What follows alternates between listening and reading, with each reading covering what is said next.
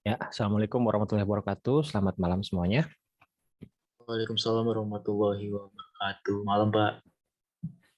Ya, malam hari ini kita masuk ke materi terakhir ya di pertemuan 15 konsep teknologi.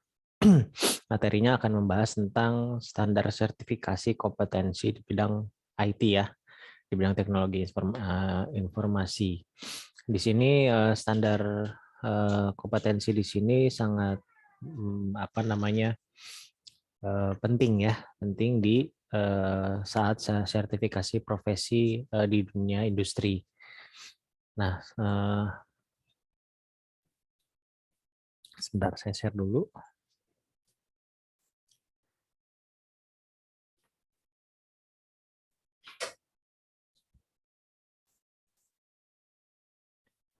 Ya, nah di sini kalau kita lihat sertifikasi kompetensi ini merupakan eh, kalau dilihat ya di sini merupakan suatu apa ini, suatu faktor penting ya, suatu penting. Jadi banyak perusahaan yang menjadikan sertifikasi ini untuk menilai apakah seseorang itu capable atau bahasa formalnya itu adalah kompeten gitu ya untuk suatu pekerjaan. Lalu sertifikasi ini juga sebagai pembuktian bagi yang memiliki sertifikatnya. Nah, jadi memiliki sertifikatnya itu sebagai pembuktian dari sisi kemampuan. Jadi istilahnya kayak semacam pembuktian secara ini ya, secara tertulis gitu. Nah, adapun undang-undang pun diatur oleh pemerintah karena memang apa namanya pentingnya sertifikasi di dunia apa di dunia industri ya, di dunia profesional sebetulnya. Ya, ini berhubungan dengan ketenagakerjaan. Jadi diatur dalam Undang-Undang Nomor 13 tahun 2003 tentang ketenagakerjaan. Nah, di sini ada pasal yang menjelaskan bahwa tenaga kerja berhak memperoleh pengakuan kompetensi kerja setelah mengikuti pelatihan kerja yang diselenggarakan oleh lembaga pelatihan kerja pemerintah. Nah, lembaga pelatihan kerja pemerintah ya itu juga selain pemerintah juga ada yang swastanya atau pelatihan di tempat dia bekerja juga gitu. Jadi ada tiga ada tiga tahap ya, maksudnya ada tiga tempat gitu. Jadi yang melakukan adalah pemerintah, yang kedua bisa swasta, yang ketiganya di tempat kerjanya sendiri. Nah, lalu pengakuan kompetensi ini bisa diambil melalui sertifikasi kompetensi kerja. Nah, lalu di sini juga dapat diikuti oleh tenaga yang telah berpengalaman gitu ya. Nah, terus pasal 4-nya untuk memenuhi hal ini dilaksanakan sertifikasi kompetensi dibentuk Badan Nasional Sertifikasi Profesi yang independen. Jadi untuk memfasilitasi kompetensi ini. Nah, pembentukan Badan Nasional Sertifikasi Independen ini sebagai dimaksud dari pasal sebelumnya itu diatur dengan peraturan pemerintah. Nah, selanjutnya eh, apa di sini juga ada Undang-Undang Nomor 5 menyebutkan tentang manajemen aparatus ASN ya, tentang ASN. Terus ada juga di sini tentang sertifikasi profesi pendidikan tinggi juga ya. Di sini ada disebutkan bahwa ijazah diberikan kepada lulusan perguruan tinggi disertai. Nah, ini ya, disertai paling sedikit dengan transkrip akademik dan surat keterangan pendamping ijazah SKPI ya. Nah, si SKPI ini adalah bisa diisi melalui sertifikasi profesi atau apa kegiatan-kegiatan yang berhubungan dengan apa akademik ya, akademik. Nah, selanjutnya ada BNSP, Badan Nasional Sertifikasi Profesi. Ini yang sebetulnya realisasi dari peraturan yang tadi sebelumnya kita bahas. Jadi BNSP ini merupakan lembaga dari pemerintah ya, lembaga dari pemerintah yang memiliki tugas gitu ya, memiliki tugas untuk mengatur. Jadi untuk mengatur semua yang berhubungan dengan sertifikasi profesi. Dan dia yang memberikan lisensi. Nah, jadi dia memberikan lisensi. Nah, tentunya karena profesi di Indonesia ini beragam, BNSP tidak bekerja sendiri. Jadi dia menurunkan lagi atau bisa mendelegasikan ke apa lembaga yang lebih kecil lagi. Karena kalau BNSP dia lebih lebih umum, jadi seluruh profesi. Nah, sementara masing-masing profesinya itu dikelola lagi oleh yang namanya LSP atau Lembaga Sertifikasi Profesi. Nah, Lembaga Sertifikasi Profesi ini dia harus apa namanya memiliki lisensi dari BNSP dan harus lulus kelayakan untuk bisa melakukan apa atau menerbitkan sertifikasi profesinya. Nah, tentunya di LSP ini juga dia bisa menyelenggarakan pelatihan ya dan juga bisa melakukan tes. Nah, sekarang kita lihat yang ada di IT itu apa aja ya yang berada di bawah BNSP. Nah, bila yang di pemerintah ini dia bersifat umum, artinya tidak ada apa namanya merek ya, tidak ada merek di sini. Seperti database administrator ya, ini pure, jadi teknik tentang database. Junior mobile, junior web, programmer, developer. Nah, ini juga masing-masing dari ini salah satu contoh, bukan salah satu contoh ya, hanya beberapa contoh yang saya kemukakan karena banyak gitu. Banyak sekali apa namanya sertifikasi yang bisa diambil melalui BNSP ini. Kenapa? Karena dia berjenjang. Dia berjenjang itu ada yang level paling rendah, level middle, sama level paling tinggi, begitu ya. Ya contohnya saja di sini ada senior mobile computing yang sebelumnya ada juniornya juga ya. Nah, terus di sini juga ada junior cyber security gitu ya. Nah, di atasnya juga pasti ada. Lalu tidak hanya dari sisi programming, database atau networking atau sistem analis ya, ada juga dari sisi office-nya juga ya. Office jadi perkantoran ya, terus multimedia graphic design. Jadi segala sesuatu yang berhubungan dunia IT. Nah, lalu BNSP tersebut dia memiliki kapasitas sertifikatnya itu diakui juga ya, maksudnya bisa diakui di internasional juga gitu, karena memang sertifikatnya itu dicetak dengan translator bahasa Inggris ya, jadi bisa terlihat. Nah, adapun sertifikasi yang dilakukan oleh swasta itu lebih ke ininya apa, lebih ke produknya. Contoh ya, misalnya Cisco ya. Cisco Certification ya, networking. Nah, di sini ada CCNA, ada SCCDA ya, ada macam-macam. Ini banyak sekali kan sebetulnya jalurnya. Jadi dari sini. Nah, ini dia ke salah satu produknya itu produk Cisco gitu. Dan ini perusahaan swasta yang sifatnya internasional ya. Nah, otomatis kalau dia mengeluarkan sertifikasi, berarti sertifikasinya ya bernilai internasional. Ya, tentunya tesnya juga standarnya standar internasional ya, tidak bukan standar standar nasional begitu. Tapi BNSP juga dia memiliki standar internasional, tapi memang levelnya berbeda. Maksudnya ada jenjang level yang paling kecil dan level yang middle dan tergantung kita mau ngambilnya yang mana. Nah, terus ada juga seperti Mikrotik juga ada ya. Lalu ada lagi database. Nah, kalau database itu bisa dari Microsoft ya. Microsoft itu bisa mengeluarkan database, pengolahan data, Excel ya, atau doc programming. Jadi ada 3 sertifikasi yang ada dari Microsoft itu sendiri. Jadi tidak hanya Office itu tidak hanya mengetik aja, tapi ternyata bisa disertifikasi juga ya ketika kita bisa mengikuti ininya apa sertifikatnya. Sebetulnya ini lebih cocoknya kepada yang berada di bekerjanya di ini ya di sistem administrasi ya, itu biasanya sangat berguna di sini. Tapi kalau untuk ke database ya saya saran sih nggak usah ngambil ini gitu, mending ambil yang lain. Ambil yang lain ya seperti Oracle gitu ya, itu lebih lebih tajam lah gitu ya, lebih luas gitu. Terus ada Red Hat kalau ini untuk Linux-nya. Jadi macam-macam. Ini kalau kalau ini sudah apa namanya? Memiliki merek lah istilahnya. Nah, terus ada Oracle. Nah, Oracle di sini ya tentunya ini database yang dikenal di dunia. Ini database yang salah satu database yang kuat ya, yang bagus gitu untuk melayani kebutuhan enterprise. Jadi enterprise itu sebuah perusahaan yang sangat yang besar gitu, yang kompleks gitu. Nah, walaupun ada versi light-nya juga ya, jadi versi yang lebih kecilnya juga ada gitu ya. Nah, cuma kalau sudah merek Oracle, lah itu berarti sudah beda. Kita lihat grade-nya sudah berbeda. Nah, di sini pun ada sertifikasinya, ada associate, ada profesional, ya, ada yang macam-macam lah di sini. Ada 2 ini. Kemudian Oracle pun karena memang sudah mengakuisisi MySQL, dia juga bisa mengeluarkan MySQL certification. Jadi ini juga buat ya perusahaan yang lebih kecil lah dibanding enterprise gitu untuk MySQL. Ya intinya sebetulnya kalau database itu kan sama saja ya, kita bermain di SQL, bermain di stroke prosedur seperti itu. Nah makanya BNSP itu bikin sertifikasi yang sifatnya umum gitu. Jadi yang mungkin yang mempelajari SQL, yang mempelajari stroke prosedur ya seperti itu. Terus apa yang mempelajari apa istilahnya kita tuh CRUD ya. Nah, CRUD-nya gitu. Nah, itu seperti itu. Nah, itu kalau yang untuk versi BNSP. Jadi dia nggak pakai ini gitu ya, nggak pakai merek karena bisa diterapkan juga di database seperti selain dua database ini seperti Postgre kayak gitu kan bisa dipakai juga gitu.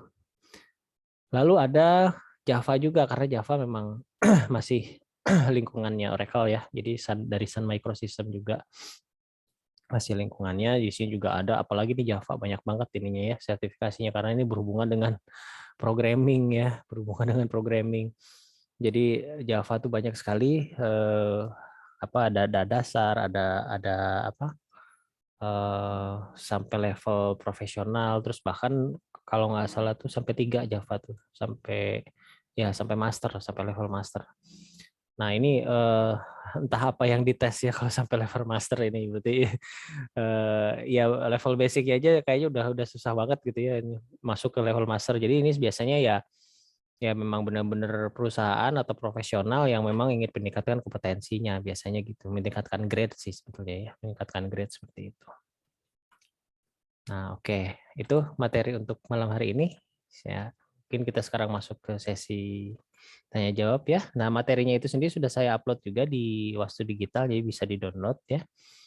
Silakan yang mau bertanya tentang kompetensi profesi, silakan open mic atau raise hand. Bapak, Sri Ya, izin tanya. boleh silakan Sri. Itu kalau STT Wastu Kencana sendiri dinilainya apa, Pak? Jadi sertifikatnya apa, Pak? Kalau itu kan beda ya. Kalau SCT itu kan ijazah ya. Kalau ijazah kan itu berbeda dengan sertifikat gitu. Kalau ijazah itu lebih ke pendidikan formal gitu, pendidikan formal. Sementara kalau sertifikasi profesi itu dia lebih tajam lagi, lebih ke skill yang kita kuasai lebih tajam apa gitu. Misalnya kayak tadi contohnya saya sukanya ke database lah, kita dalamin database gitu ya. Nah, supaya dapat pengakuan lebih baik, nah saya ambil sertifikasi untuk database. Nah, jadi ketika misalnya kita mendaftar atau kita melamar ke sebuah perusahaan nasional atau internasional, kita udah punya nilai lebih bahwa kita sudah menguasai database. Jadi seperti itu. Dan memang sertifikasi kompetensi ini biasanya memang dikejar oleh orang-orang profesional. Artinya yang orang-orang yang biasanya sudah bekerja ya, yang biasanya sudah bekerja atau ya sebenarnya tidak jarang juga sih mahasiswa dilibatkan. Biasanya kalau mahasiswa yang kita kasih tuh kayak yang Office gitu ya, yang Microsoft gitu. Jadi kayak standar administrasi. Nah, itu yang seperti itu karena itu lebih lebih istilahnya lebih umum digunakan di semua perusahaan. Dibanding kalau misalnya kita adakan Cisco, belum tentu ya. Belum tentu kepake gitu. Jadi tergantung dari minat juga kan gitu. Karena memang ada biayanya gitu. Biayanya lumayan besar kalau untuk yang level-level internasional gitu. Seperti itu. Jadi nggak ada uji kompetensi gitu, Pak, di akhir. Nggak ada kan kalau misalnya pendidikan formal itu adanya kan sidang. Nah, sidang itu kan yang ngetes ininya apa mengetes skillnya, mengetes dari sisi akademik gitu. Nah, sementara kalau ujian kompetensi itu berbeda lagi gitu ya. Itu berbeda lagi. Suatu hal yang istilahnya kayak apa ya? Tambahan lah. Makanya disebutnya sebagai SKPI kalau kita adakan SKPI kan itu ya, surat keterangan pendamping ijazah. Ya tetap aja ijazahnya yang pertama yang menjadi pendidikan formal seperti itu. Nah, beberapa tahun ke belakang itu ya sebelum pandemi kalau nggak salah Wastu pernah ngadain juga gitu ya, ngadakan tapi kerjasama ya, tentunya kerjasama dengan LSP gitu. Kerjasama dengan LSP karena mengadakan ujian kompetensi itu nggak sembarangan kalau memang ingin yang diakui ya. Kalau yang memang asal kita ngadain uji kompetensi aja kan belum tentu diakui secara nasional atau internasional. Jadi kalau ingin diakui secara nasional atau internasional ya kita harus kerjasamanya dengan LSP atau lembaga sertifikasi profesi. Nah, waktu itu pernah kita adakan dengan Microsoft ya, dengan Microsoft. Jadi kita mengeluarkan itu. Nah, ya mudah-mudahan sih kalau ini pandeminya beres dan kita bisa adakan lagi mungkin baik ya gitu. Biasanya nanti kita adakan pas untuk semua ya untuk seluruh mahasiswa sih sebetulnya ya, biasanya untuk seluruh mahasiswa. Nah, itu ada dan biayanya pun nggak terlalu berat karena kalau nggak salah ya ada subsidi juga, ada diskon biasanya yang mungkin bisa 800 atau 600 bisa cuman 200 atau 300 gitu ya. Seperti itu misalnya. Nah, memang ya enaknya sih memang gitu ya. Jadi kita ada momen kerjasama gitu, ada momen kerjasama. Dan ini sebetulnya banyak sekali di luaran itu yang menawarkan tentang itu gitu, tentang sertifikasi. Tapi ya hati-hati juga gitu ya. Lihat yang benar-benar apa ya istilahnya resmi lah gitu, benar-benar resmi. Mitra Microsoft itu banyak ya di Indonesia itu banyak, jadi banyak perusahaan-perusahaan mitra Microsoft banyak. Jadi harus benar-benar jeli mana yang memang sudah berpengalaman atau yang belum gitu. Nah seperti itu. Oke, ada lagi yang mau bertanya? Silahkan, ada yang raise hand. Dan Nita ya, silahkan Nita. Bapak, kita mau tanya. Ya, silakan. Kenapa kok beberapa sertifikasi kompetensi itu ada batas waktunya gitu, Pak? Ya, jelas ada batas waktunya. Biasanya ada yang 2 tahun ya, ada yang 6 tahun gitu, ada yang 3 tahun tergantung dari sertifikasinya. Karena skill orang kan naik turun ya. Skill orang kan naik turun. Jadi bisa saja pas waktu sekarang dites baik gitu, tapi 2 tahun kemudian udah lupa gitu. Ya itu saya alami sendiri sih.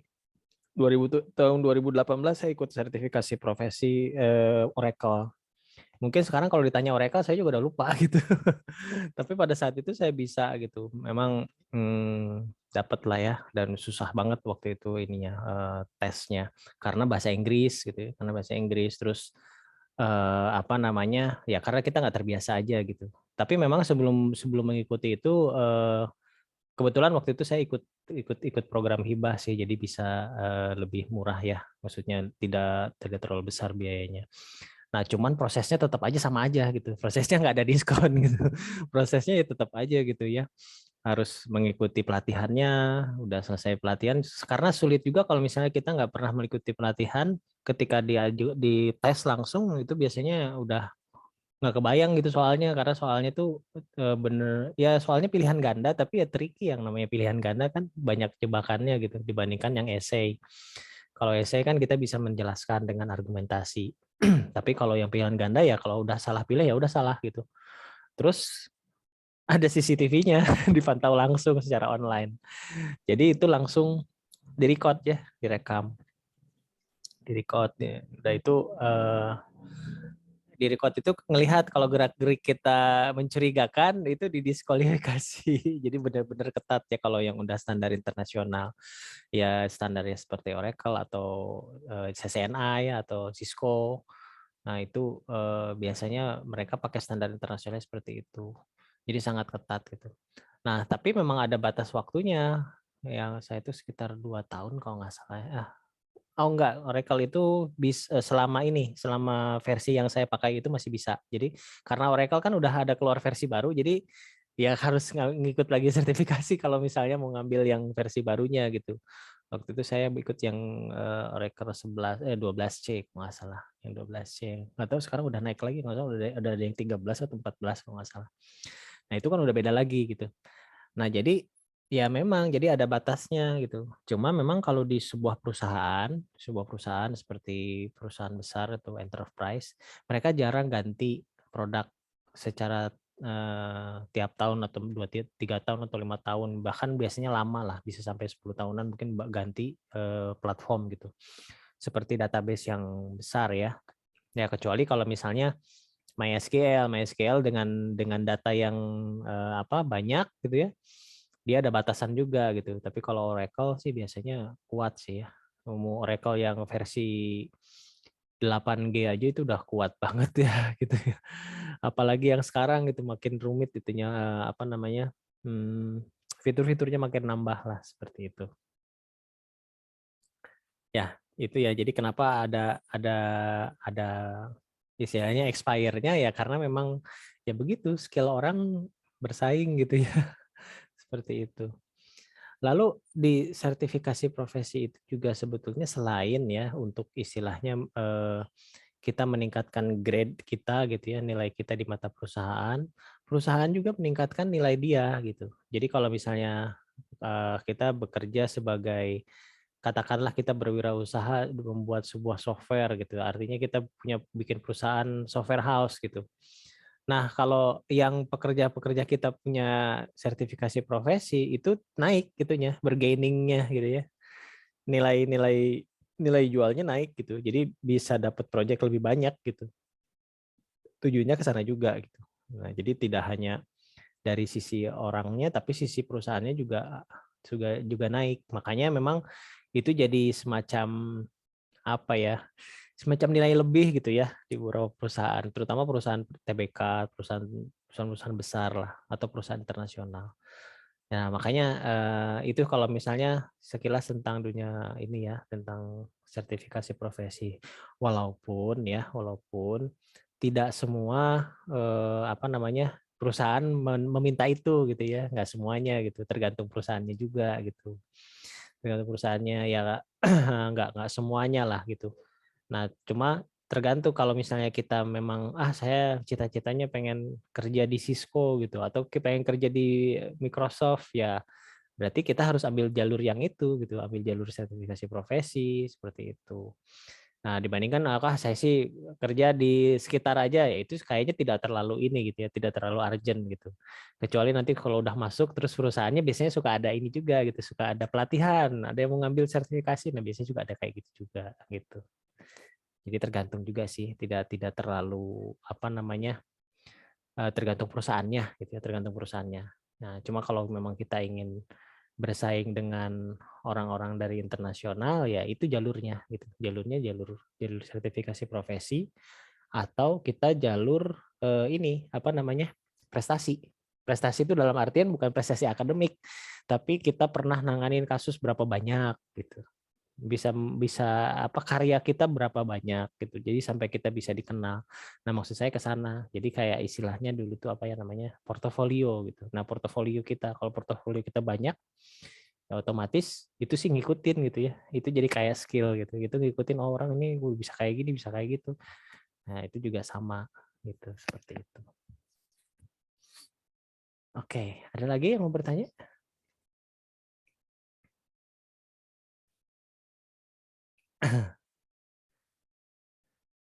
Ya.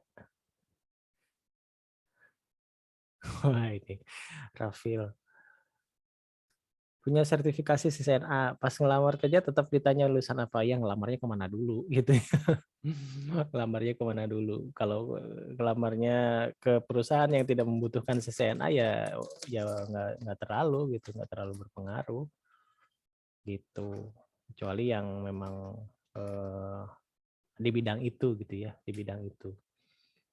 Biasanya sih di kota-kota besar seperti Jakarta, Surabaya, Bandung itu rekrutmen untuk karyawan internasional tuh banyak ya. Saya pernah ikut waktu itu Cisco pernah ikut Cisco. Ya nyoba aja waktu itu. Cisco waktu sebelum zaman kapan ya? Zaman saya belum jadi dosen mungkin ya. Zaman ketika setelah selesai lulus ada lowongan Cisco ngebuka, coba masuk, wah itu yang pendaftarnya banyak ya waktu itu. Dia buka lowongannya di ITB, tesnya juga di ITB seharian dari pagi sampai malam. Nah, yang pengalaman aja gitu ya, segala macam dites gitu, sampai ke psikologinya juga, sampai ya tes stresnya gitu kan, macam-macam sampai terakhir wawancara. Nggak berhasil sih karena saingannya lebih banyak dan ternyata setelah saya pelajari, ternyata mereka sudah punya bekal itu, ada bekal CCNA, bekal apa, dari situ yang bikin mereka bisa lebih naik grade-nya. Waktu itu kan saya fresh graduate baru keluar ingin masuk Cisco. Ya saingannya bukan yang biasa-biasa gitu. Jadi yang kaum profesional pun masuk ke situ gitu. Nah, jadi tujuannya saya lihat ke situ, oh berarti si sertifikasi profesi itu gunanya buat di situ gitu, buat bersaing di situ. Walaupun memang tidak 100% dari sana. Jadi ada beberapa kadang perusahaan itu melihat portofolio. Jadi kayak dulu tuh ini sih teman saya yang melakukan. Dia lebih banyak bikin web, terus akhirnya dapat proyeknya banyak, portofolio nambah, akhirnya malah dilirik perusahaan besar karena memang dia terlihat oh ini karyanya banyak gitu. Padahal waktu itu belum lulus gitu. Belum lulus pada saat itu. Sudah ditawari masuk perusahaan besar karena memang lihat portofolio gitu. Ya dan akhirnya oh ya berkembang gitu. Jadi memang ada dua jalur kalau memang kita dari sekarang ya mulai ngerjain proyek-proyek kecil ya itu juga masuk ke dalam portofolio ya bisa gitu. Jadi kalau misalnya ingin ke sana sih bisa saja seperti itu. Oke. Ya, ada yang mau bertanya silahkan seputar ini sertifikasi profesi atau apapun ya yang berhubungan dengan dunia IT. Nah, sebetulnya sih kalau yang saya rasakan, saya sendiri sebenarnya background-nya bukan dari pendidikan ya. Saya background saya dari dunia IT sih sebetulnya, dari kalangan profesional juga. Waktu itu saya masuk ke perusahaan. Nah, di sana itu ternyata yang dibutuhkan ketika di perusahaan itu bukan bukan sesuatu yang apa namanya? Sesuatu yang kita bayangkan kita punya skill apa segala macam, yaitu basic lah ya, basic. Basicnya ada dan dia itu biasanya kita dapat di perguruan tinggi. Basic-basicnya. Tapi sebetulnya yang dikedepankan di perusahaan itu adalah loyalitas sebetulnya. Loyalitas, kejujuran itu sih yang utama gitu. Karena kalau kalau ketika masuk ke sebuah perusahaan itu kita di training lagi gitu, di training lagi. Nah, biasanya penentunya itu ketika wawancara sama tes psikologi ya, tes psikologi di situ. Nah, itu penentunya di situ biasanya. Nah, kecakapan kita gitu ya. Nah, biasanya yang ngebantu itu ketika kita kalau terbiasa di sebuah organisasi gitu. Kalau ya makanya ketika kalian masih di kampus ya manfaatkan ini apa organisasi kampus ya, Ormawa gitu. Itu salah satu wadah untuk mengembangkan diri juga gitu. Mengembangkan diri, mengembangkan apa namanya kreativitas gitu. Karena di sana ternyata ada nilai lebihnya gitu ya. Ada nilai lebihnya ketika pas waktu di wawancara tuh pernah ikutan organisasi apa aja. Nah, di situ ternyata nilai lebihnya di situ. Saya berpikir kenapa kok ditanya ke sana ya. Nah, setelah masuk sih saya iseng-iseng ngobrol ya tujuannya apa? Tujuannya untuk melihat bahwa orang ini bisa diajak kerjasama atau enggak. Nah, itu sebetulnya sih dasarnya ke sana. Bisa diajak kerjasama atau tidak. Terbukti dengan apa? Dia pernah ikutan di mana gitu. Pernah pernah ke dia apa? Di organisasi apa? Pernah aktif di mana begitu. Nah, contohnya kayak begitu. Jadi ya apa namanya organisasi kemahasiswaan itu juga penting, tapi jangan jadi nomor satu juga. Jadi jangan ngelebihin kegiatan ormawanya di nomor satuin, tapi kuliahnya jadi nomor dua itu salah juga gitu. Tetap ya itu sebagai pendukung lah, pendukung seperti itu. Pak mau nanya, Silahkan. kalau misalkan lulus ujian sertifikasinya, Ya. apakah kita dapat gelar gitu? Nah, memang ada beberapa profesi yang suka ditaruh belakangnya, kayak akuntansi ya, kalau nggak salah saya ngelihat gitu. Ada belakangnya CA. Saya tuh bingung apa ini kok CA gitu. Pas saya tanya ke ya teman yang punya itu, ya ternyata dia ngambil sertifikasi profesi, ditaruh di belakang gitu ya si namanya. Dan itu ada yang menaruh gitu.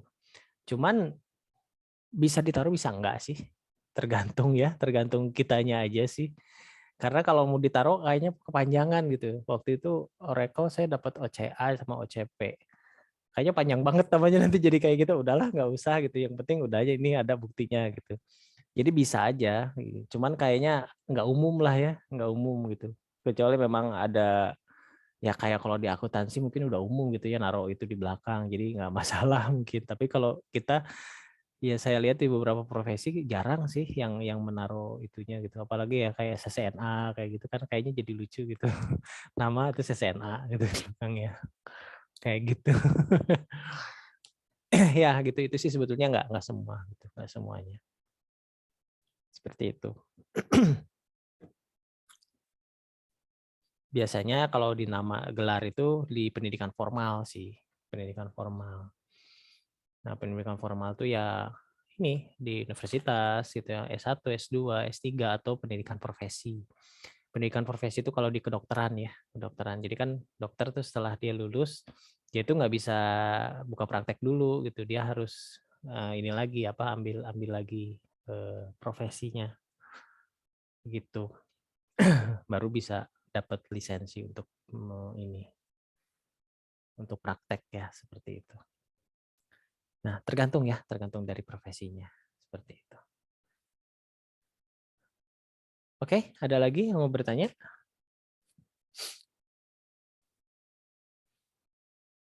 Nah, memang jalur yang paling mudah itu ya, kalau saya lihat itu dari BNSP biasanya. Nah, dari BNSP yang buatan dari yang di bawah BNSP itu kan ada LSP-nya.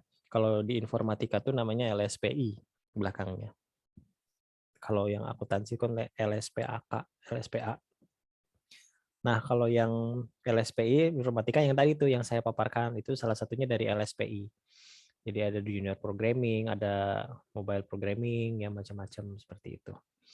Nah, sebetulnya ini tuh kan menjadi semacam gap ya, semacam gap yang waduh kok susah dan mahal. Ya memang sih seperti itu dunia profesional memang seperti itu. Nah, cuman sekarang kan ada istilahnya ada program pemerintah yang baru ya dari pendidikan kayak MBKM yang kemarin ramai ya. Ya kampus kita juga ikut gitu. Beberapa mahasiswa kita juga lolos di MBKM. Di situ ada juga ternyata gitu ya, apa istilahnya bukan kuliah ya. Ada magang gitu ya, ada pelatihan. Nah, pelatihan bersertifikat. Nah, itu juga sama ya. Jadi levelnya sama dengan si apa sama dengan sertifikasi profesi gitu. Cuman ya dia menjurus ke salah satu produk sih biasanya kalau yang di MBKM itu ya. Seperti itu. Ada kayak apa ya? Kayak program oh ya di MBKM itu ada program Bangkit kalau nggak salah. Bangkit itu dia pelatihan terus bersertifikat nantinya. Yang melatihnya itu perusahaan-perusahaan nasional yang besar seperti apa namanya? Tokopedia gitu ya, seperti gitu. Macam-macam. Seperti itu. Oke, ada yang bertanya? Silakan. Atau ada yang ingin menambahkan? Tadi perasaan ada yang lagi open mic.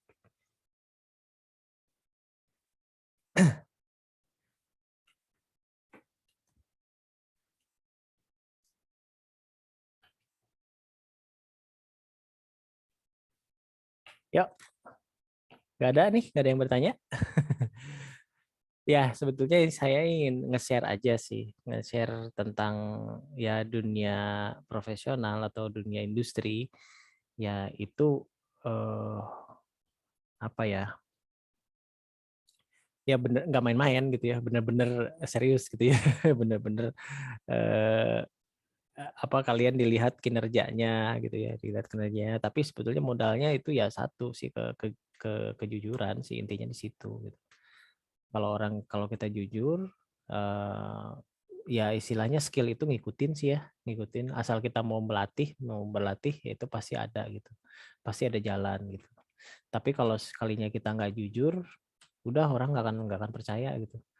Mau kemana-mana. Seperti contohnya kayak apa ya? Entah gimana ya. Saya ngelihat di beberapa kasus orang yang dari perbankan gitu ya. Terus dia berhenti dari perbankan itu sulit sekali masuk ke dunia ini, ke dunia industri. Jadi kayak semacam ada gap gitu ya antara karyawan perbankan ke karyawan industri, walaupun nggak semuanya sih, ada juga yang masuk gitu, cuman jarang gitu yang dari perbankan ketika masuk ke manufaktur atau ke industri itu lebih susah gitu. Jadi kayak ada semacam apa ya, entah aturan entah apa gitu ya, pada nggak mau ngambil yang historinya dari perbankan, ada yang seperti itu. Nah, atau memang nggak tahu ya alasannya apa gitu. agak lebih sulit kalau misalnya masuk tuh harus ada istilahnya relasi lah ya. Iya, yang paling penting tuh relasi sih betulnya. Relasi ya teman-teman dekat gitu ya. Yang misalnya kalau udah masuk suatu perusahaan ya dia kasih informasi, karena biasanya informasi dari dalam itu lebih cepat dibandingkan kita ngambil informasi yang dari umum gitu. Harusnya informasi dari dalam tuh apa? Misalnya kita lagi butuh orang untuk sekretaris misalnya. Biasanya si perusahaan itu dia sebelum nge-broadcast, dia nanya ke karyawannya dulu. Teman kamu ada nggak yang bisa? Nah, itu sebetulnya pentingnya networking tuh di situ. Nah, jadi biasanya si perusahaan itu sendiri dia nanya dulu ke karyawannya, sok kamu punya teman yang dipercaya siapa yang bisa masuk. Nah, itu. Nah, jadi saran saya ya perbanyak aja network ya gitu. Teman-teman diperbanyak gitu kan supaya kalau ada informasi apapun itu ya kita bisa. Yang pertama biasanya teman tuh yang menghubungi itu yang pertama kali adalah teman kan biasanya, bukan orang luarnya gitu.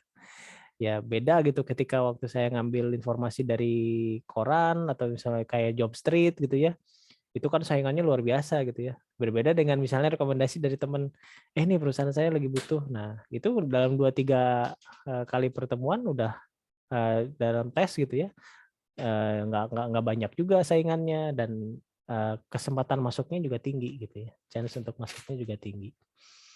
Ya bukan berarti kita ada kenalan itu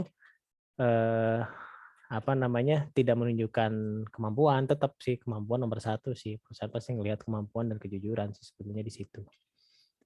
Ya, yang dilihatnya. Oke, ada lagi yang mau ditanyakan?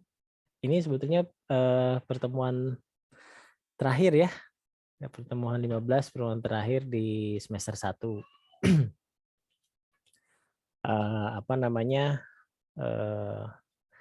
Nggak tahu nih untuk semester 2 apakah saya dapat lagi untuk dilanjutkan atau nanti ketemu saya lagi pasti di semester 4 atau semester 5 ya. Itu saja. Oke, ada lagi yang mau bertanya? Mudah-mudahan bisa menambah wawasan untuk sertifikasi profesi. Tujuan saya nge-share ini adalah yang memang ingin ngasih tahu ya bahwa memang hal ini ada gitu ya, di Indonesia itu ada gitu. Dan ada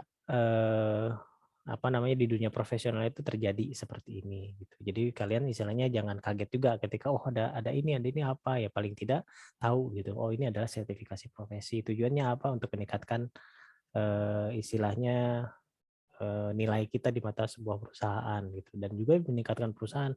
Makanya kadang-kadang kalau misalnya sebuah perusahaan itu kadang-kadang mereka juga suka ngadain sertifikasi juga untuk karyawannya, karena itu untuk ningkatin grade-nya juga, untuk ningkatin grade-nya si perusahaannya gitu. Sama gitu ya. Ada istilahnya kepentingan di situ gitu ya, tetap gitu untuk meningkatkan lebih profesional seperti itu. Oke, ada lagi yang mau bertanya? Sepertinya tidak ada nih. Dari tadi saya terus ya yang ngobrol, ternyata tidak ada yang raise hand. Ya, mudah-mudahan sih bisa dipahamin ya materinya. Kita kita UAS itu 2 minggu lagi ya. Jadi minggu UAS itu dimulai tanggal 17. Nah, minggu UAS itu tanggal 17. Nah, untuk UAS itu sendiri materinya ya setelah UTS saja ya, materi setelah UTS sampai sekarang. Nah, ya sistemnya mirip sama seperti UTS ya. Nanti ada soal di Wastu Digital, di-download, dikerjakan seperti itu. Nanti juga kita bakal Zoom juga untuk screenshot ya, untuk bukti kehadiran dari UAS-nya itu sendiri. Kurang lebih sama seperti yang kita lakukan ketika UTS seperti itu. Oke, kita screenshot dulu ya untuk yang hadir malam hari ini. Di pertemuan 15 ada 29 partisipan, berarti ada 28 ya yang menghadiri.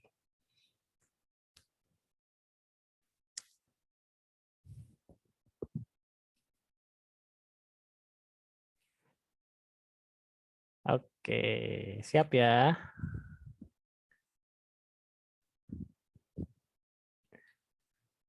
Baik ya, 1, 2, 3. Oke, sip.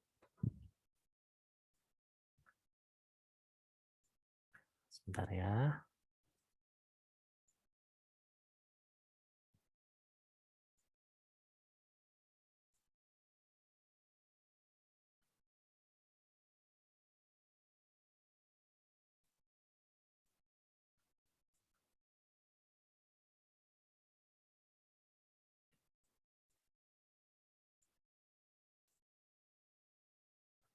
Oke, saya akan ambil yang halaman 2-nya. Yang halaman 2-nya siap ya. 1, 2, 3.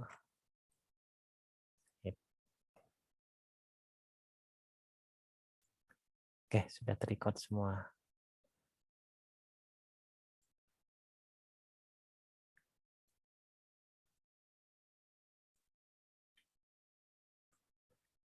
Oke. Ya, kalau tidak ada lagi yang bertanya, saya tutup saja ya perkuliahan di malam hari ini. Ya, terima kasih banyak sudah mengikuti perkuliahan online, sudah menyediakan waktu, menyempatkan untuk Zoom. Dan saya mohon maaf apabila ada kekurangan atau sesuatu hal yang kurang berkenan. Saya ucapkan sekali lagi terima kasih atas kerjasamanya selama 1 semester ini ya. Sudah ya kita sudah bekerja sama dengan baik gitu ya selama 1 semester ini. Ya, mudah-mudahan ilmu yang saya bagikan bisa bermanfaat ya, bisa digunakan untuk menambah wawasan. Itu sih harapan saya. Paling itu saja dari saya. Akhir kata saya ucapkan terima kasih. Wassalamualaikum warahmatullahi wabarakatuh. Sampai ketemu lagi nanti di waktu UAS. Ya, cukup sekian. Selamat malam. Waalaikumsalam. Waalaikumsalam warahmatullahi wabarakatuh. Terima kasih, Bapak. Coba Oke, sama-sama.